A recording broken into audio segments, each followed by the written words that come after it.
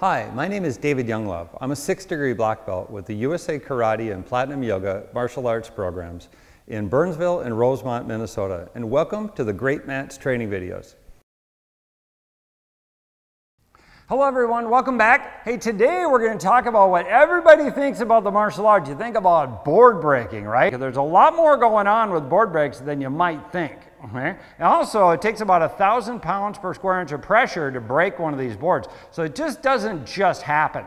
So first off, this is just pine boards. Pick up a 12-inch wide, and we usually buy these in 6 or 8 foot lengths. So now, you see the grains going down to here. So you go there and you buy a 1-inch, okay, by 12-inch wide. So a 1 by 12, and then you can get it whatever length you want. They come in 4, 6, 8. You can even get them in 12-foot lengths if you want. We're going to talk about how wide do you cut these. Now, this is not a good board for a 10-year-old. This is not a good board for a 15-year-old. What we do for our little kids is we'll take these boards and we'll cut them in like a 3 or 4-inch length or width.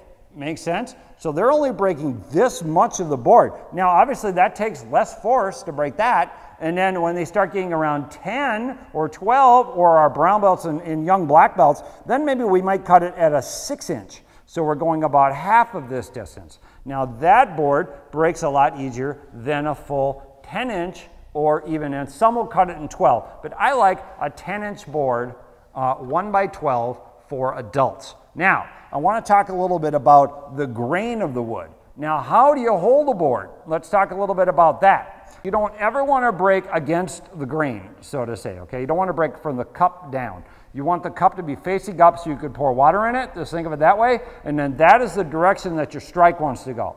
We're going to hit with a palm heel strike.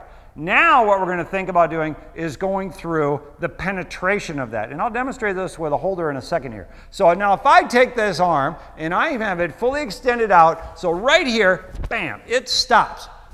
I can do that as much as I want, and I'm never going to break this board because none of the energy went through the board.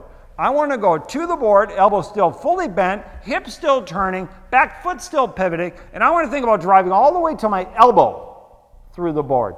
Now when you get into breaking multiple boards, now remember, let's go back to grain. Okay? So we definitely want to make sure that we hold and line up and keep the cups going the same direction, and then once again, you break into the cup. There, into the cup as you drive through it. I want to talk about a much less expensive way to learn how to break boards. And those are a series of boards called rebreakable boards.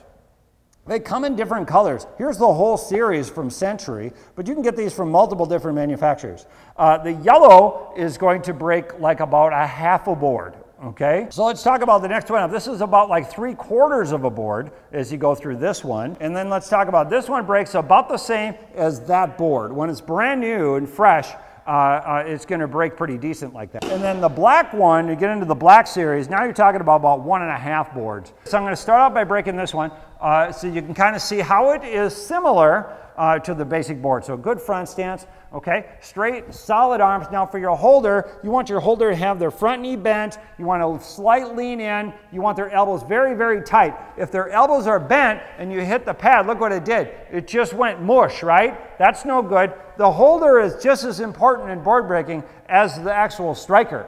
And again, I'm using a palm heel strike today. You could use a chop. Eventually, you could use a punch as you condition those knuckles. You could use your elbow. There's all kinds of different techniques that you can get creative with. But today, we're going to do a palm heel strike. So let's do this once. We're going to strike through, and you hear a very loud crack. It's a nice sound feeling. Big hip punch through the target all the way to the elbow. Let's do it with a real board. So again, I want to look at the grain. And I want the grain facing towards me so that I hit into the cup, okay?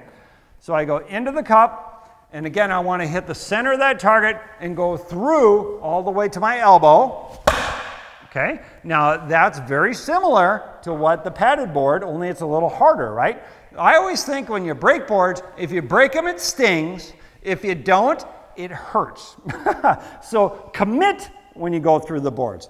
Now, last one I want to talk about real quick here is a speed break. Now what this takes is it takes a lot more speed. Now this one I'm going to use a knife hand to go through the target and through the center of it. And we want to think about a much faster motion in order to get through this. Also, got to hit through that target. Otherwise, it's not going to break. Here we go. So we're going to see if we can get this to work. When you chop, we're going to hit with this fleshy part of the hand right here. It's very soft, but when you flex your hand, it becomes very rigid to impact, okay? So we're going to do a speed break right through the center of that target.